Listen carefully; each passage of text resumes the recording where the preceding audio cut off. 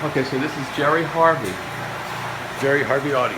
And this is Andy Regan, who is the president. Hello, all. Who I've known for 30 years, maybe? Yeah, probably. 30 years. Yeah. So we're going to go back here where the customs are made. Okay, and so they manufacture headphones for the pro audio and home audio for the Can Jam people. So basically back here is the custom lab. So it kind of starts out with your process.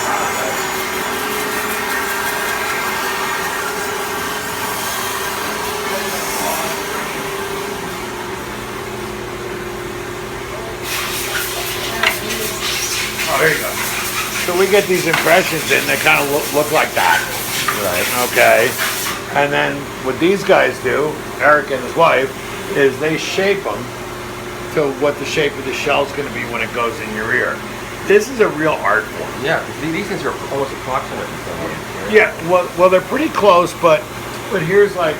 mine had to be done twice when I got mine. For example, that started out like that. So they shape them down to where it's going to go in your ear the right way. Right. And that's just from them knowing how to do it, really. Right. And they wax them, and... Trish, I'm sorry. And then they come out here and we pour the shells. So they're all made from acrylic. Right. Because acrylic is bio compatible. Right. So Ariel here is pouring shells. So that's what the acrylic looks like when you first pour it. From that mold. Yeah. And then we do that in colors and all kinds of stuff. And it's cured in a cure jet that hardens the acrylic up.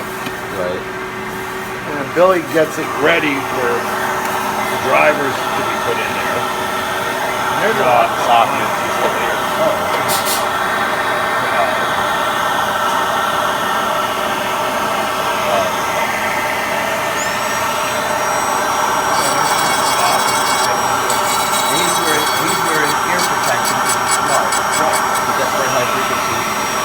Yeah, the wine of that thing. Yeah.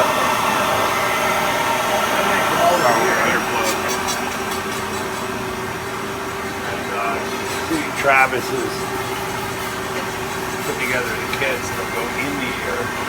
Right. So you can kind of see that's how it starts, like that. You know, and there's, like I said, in many of these, there's 12 drivers. Fourth order crossover. That is a representation of how I feel after a night of very loud listening. Exactly. And what the tubes are for is that's how tube space works. Is we measure the exact length of the tube for high, mid, and low. Right. And that's how we get propagate the wave all the phase to line up.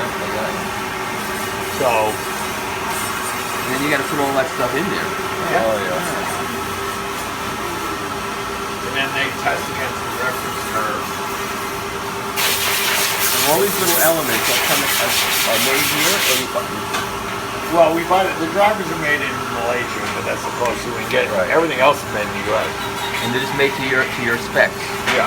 And this is a carbon fiber ear, so we actually make full carbon fiber ears as well, which is really an art form. So that's extra cost. Oh. Is there a sonic benefit to that, or just cool? That's cool. Yeah. You know, break is easy as acrylic. Yeah. You know. So and then they come over here and they get finished off. So here's one with all the drivers are in there. And they got to put a faceplate on. It's really tricky to get all the drivers in and get all the tubes in the right place, because the minute you start to kink a tube or something, the reference curve goes out. Yeah. So they're measured like 11 times during the process. Put that on the light. Yeah. There, hold that one. Yeah, it's like inside. Let's see if we can get one over the top. Yeah, I can see it. I've got one open here. Oh. Oh, that's a smaller one. Don't ruin anything on my behalf. Oh, yeah.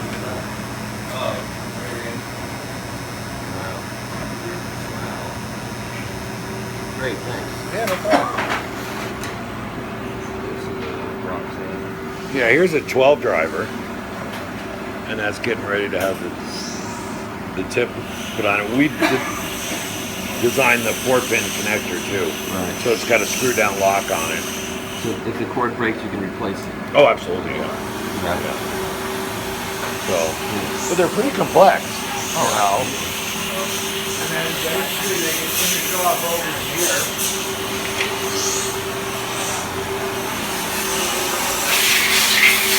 Let's close one up here. We do some crazy artwork on them. These guys like to personalize them, so. Andy, we got any crazy stuff around? Yours. Oh, mine, yeah. Yeah, they're doing a new pair. Yeah, his look pretty cool. Oh yeah, For me, yeah, we do wood face plates. We do. I mean, one of the most famous ones we did was for a guy in Johnny Cash's band. We did that famous Johnny Cash shot like that Oh, yeah. on the ear. It looked killer. Oh, sure. You know. So we color print the artwork, and you know, it's a real craftsman job. With Ed Big Daddy Roth modification. This was the tattoo guy. He wants us to put some of this on his ears, but this was the guy with the 25,000 records. Oh, right. You know. So here we go through here. So how many pairs can you get out a day? We do customs. We do somewhere between 25 and 30 pair a day, and we're jamming. We're both for these. And we also build all the cases. So with the Laylas and the Roxannes, we have a series called the Sirens series. So we have Michelle, named after a Guns N' Roses song. Right. Angie, of course, the Stones. Right. Layla, which is Clapton, and Roxanne. And we're happy to say that as of 3 weeks ago, Sting is wearing Roxanne's. That's funny. So, but we make the cases here. Oh, wow. So, and they're all magnetic, and you know, that's all done here. We laser engrave the ears with the serial number and everything else, because you can imagine in the pro part of the world, they call us, say, hey, I lost my left one. Right. You know, and you know, and that's the hardest part of our job is they lose one night and they step on it. I got to have it there the next day. How do you do that? We stay late, get it done, and But you don't customize it. You just get the thing done to. Oh no, we match it to whatever they Really? want to begin with. Yeah, we like to have the whole piece back so we can measure. course. But you know, so over here is where we make all the universal fit stuff.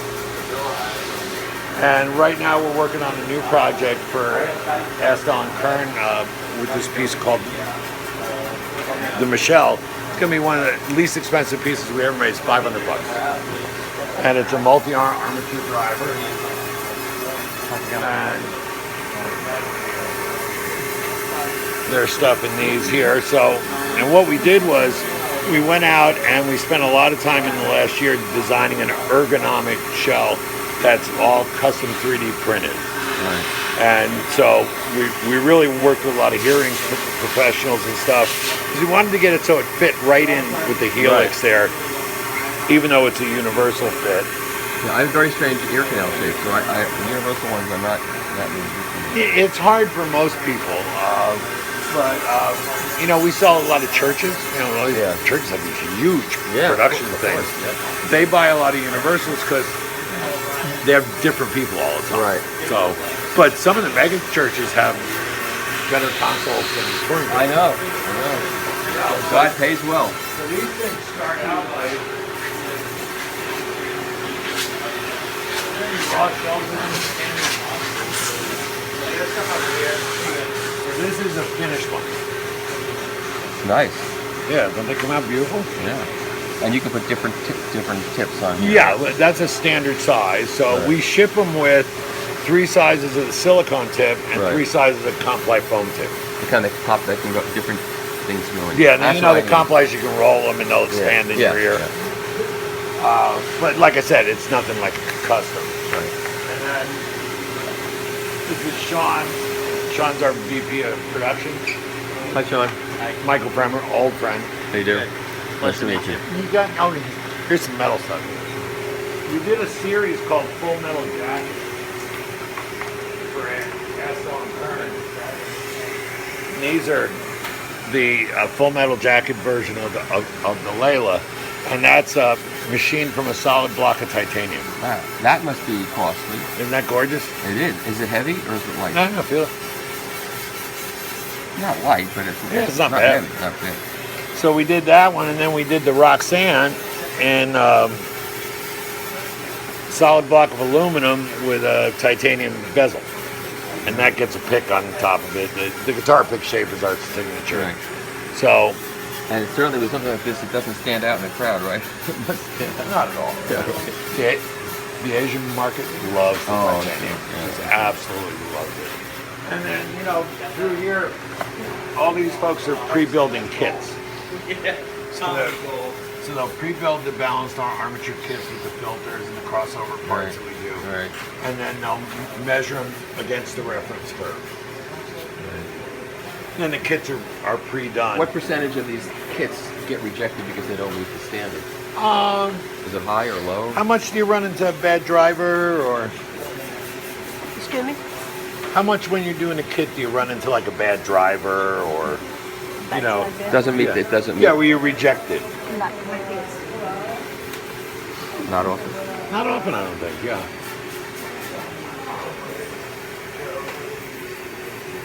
Yeah. See, she's got to tune that one a little bit. What we'll actually do is in the filters, we'll go in the filter and pull hairs out until it's right on the curve. I see. We match 1 dB plus or minus. That's way better than any headphone company does. And the line is down. Yeah. Down. And then we have about 9 of these test stations that are all calibrated to each other and the whole deal. And then all this, like she's building kits over here. This is the kind of dexterity you need to do cartridge manufacturing. Exactly. It's the similar. Exactly. See, these are. Here's the kits. I mean, these are complex little pieces. Can you imagine if you could go back 50 years and show this to somebody who was making hearing aids in 50 years ago? They wouldn't believe it. You know.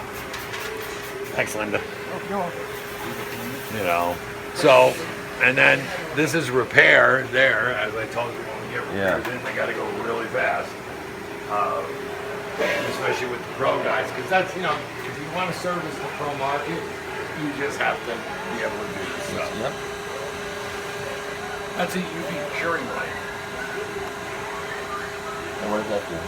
Basically, when the shell is malleable, when they do some repair work on it, that light cures the.